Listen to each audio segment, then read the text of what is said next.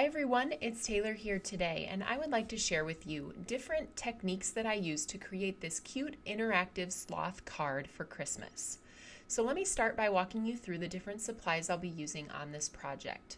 First, we have the Born to be Mild stamp set. That includes that cute little sloth, and you'll notice our play on words. Instead of born to be wild, the sloth, being a very slow creature, was born to be mild. So it has sentiments for both Christmas and for non-holiday projects. Then we'll also be using the It's a Jungle background stamp. The little sloth can be hanging from the separate branch, nestled up in those leaves. We also have the It's a Jungle background edger die. It cuts out the edge of that jungle background and also cuts out that full branch that our sloth is going to swing from. We'll need the Born to be Mild coordinating dies. And then I'll also be using the On a Hinge die that was previously released, and that's going to be the mechanism along with these discs that helps our sloth swing within the treetops. I also will be using two brand new adhesives at Tailored Expressions. These are our foam sticky circles and our foam sticky strips. And I'll talk more about those later in the video and how much I am loving using these particular adhesives. And last, we'll be doing a cool technique called smooshing. So I'm going to need my Versamark and white embossing powder. I also have my powder tool to condition my cardstock. And then we have 4 different colors of liquid watercolor. This is Pea Pod, Spearmint, Cookie Monster, and Chocolate Truffle. Now once we're done with our smooshed background, you'll see me bring in my colored pencils, and I use those to just add a little bit of highlight to that smooshed watercolor image. So let's get started by stamping our background first. I'm going to take that stamp and set it up on the smooth side of my watercolor cardstock. You can see one side is textured and one is smooth. However, when I'm stamping images and sentiments, I often like to stamp onto that smooth side to get the best impression. So once those two are set up in the MISTI, I'm going to stamp them with my Versamark ink, making sure I condition my watercolor cardstock with my powder tool, and then stamp them onto the cardstock. I have here my white detail embossing powder that I have put over the image, and then I'll use my heat tool to heat that, making sure that I get it nice and shiny over the entire image. Next, I'm going to be taking those 4 colors of liquid watercolor and squirting them directly onto my water media mat, varying where I put the color so I have a little bit of each color throughout. When I get to that chocolate truffle, I'm only going to squirt a very little bit, as a little goes a long way. Then I have generously squirted the liquid watercolor with my misting bottle with clean water, and then I'm smooshing that embossed background over the top. I've put it down several times just to pick up some of the color that I want to be throughout. Now I'm going to take my colored pencils, and this is what I talked about earlier, adding a little bit of dimension to that background by coloring the pencil over the top of the smooshed background. Now, of course, I want my branches to be brown, and then I'm using the watercolor that was smooshed onto the background as a guide for which colors I'm adding in the other spaces.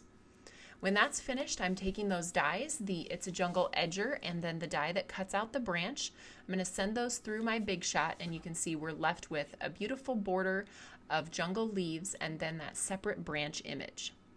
Now I have here already colored off screen the sloth, the little hat, and the scarf, and I'm going to cut those out with the coordinating dies. Now this is a good place to pause if you want to see which colors exactly that I use to color those images. Now I have just one more image to complete. I'm going to use that leftover scrap from our watercolored background, and I'm going to stamp the holly leaves onto the background, embossing them with white embossing powder, and then you'll see that I'll bring in my colored pencils again to add a little bit of highlight to those leaves.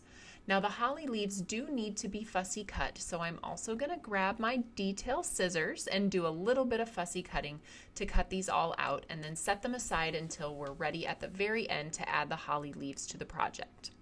You can see I have all of the images, and we can put together our cute sloth by putting his hat on his head and his little scarf around his neck. We're also going to add some adhesive to his claws and add that to the separate branch that we cut out. Now with our images set aside, I'm going to add a little bit of blending with my blender brush onto confetti cake cardstock with Cookie Monster ink. You can see I'm placing that border down just so I can see where I want to have some darker spots of that color added to the background.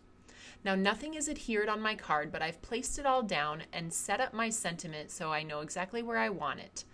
And then I've stamped that down onto the card base, and now we will do our assembly.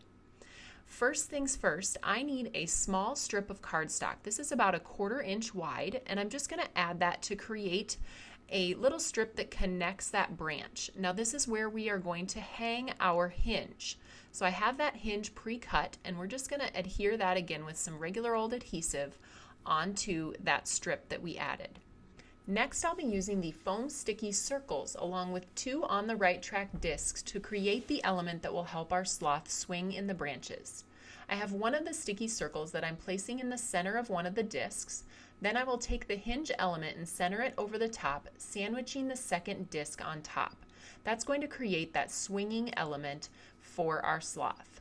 I'm going to place the sloth down on my card base right where I want it, adding a glue dot to the top disc and then using the background to pick it up once it's right in the place where I want it.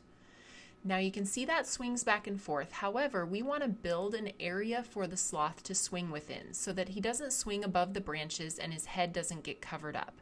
So I'm kind of measuring out how far I want him to be able to swing and then adding those pencil marks, which will be a guide for our foam sticky strips. These are 5.5 inches long, so you can see that it's going to stretch all the way across the top of my card. And then I'm going to use those same strips to build up the sides and also to create the wells that we marked with our pencil. So that's going to create kind of a boxed in area so our sloth can't move outside of that space. Once those are added, I'm going to add a few other strips just to make sure that my piece is sturdy, and then I will add that to my blended panel. Once it's adhered, you can see that sloth moves perfectly back and forth in the area that we've created for it.